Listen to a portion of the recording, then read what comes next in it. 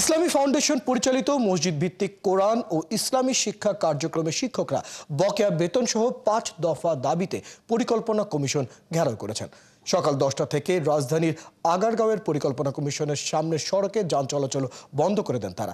চাকরি স্থায়ীকরণ, রাজস্ব খাতে অন্তর্ভুক্তি সহ ৫ দফা দাবি না মানা পর্যন্ত তারা আন্দোলন চালিয়ে যাওয়ার ঘোষণা দিয়েছেন। ইসলামী ফাউন্ডেশনের মহাপরিচালক দাবি মেনে নেওয়ার মৌখিক ঘোষণা দিলেও শিক্ষকরা লিখিতভাবে দাবি না মানা পর্যন্ত অবস্থান কর্মসূচি চালিয়ে যাওয়ার ঘোষণা দিয়েছেন। গত ঈদ উল ফিতর সহ ঈদ উল আজহার বোনাস এবং ৫,০০০ থেকে বাড়িয়ে মাসিক বেতন ১৫,০০০ টাকার করার দাবি করছেন তারা।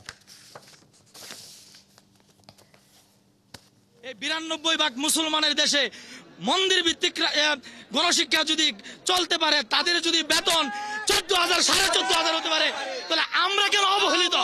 বিগত জানুয়ারি মাস থেকে আজ পর্যন্ত আমরা বেতন ভাতা পাইতেছি না। গত ঈদ উল ফিতর গেছে আমাদের, আমরা বোনাসটাও পাইতেছি না। সকালে মক্তবে হুজুরা পড়ে থাকে, কিন্তু আমরা তো কষ্ট করে পড়াচ্ছি। সরকার আমাদেরকে, এই সরকার এসে জানুয়ারি থেকে জুন পর্যন্ত বেতন ভাতা দিবে না, প্রকল্প পাস করবে না, এই খবর আমরা তথ্য জানতে পেরেছি। যার প্রতিবাদে আজকে আমরা এখানে একত্রিত হয়েছি। তারিখ দিয়া আমাদেরকে ঘুরাইতেছে, ভোগান্তিতে পালাইছে। এই হিসাবে আজকে ৫ মাস চলে যাচ্ছে, আমাদের প্রকল্প এখনো পরিপূর্ণ পাস হয় নাই এবং আমাদের বেতন ভাতাও দেয় নাই এবং ঈদের বোনাসও দেয় নাই।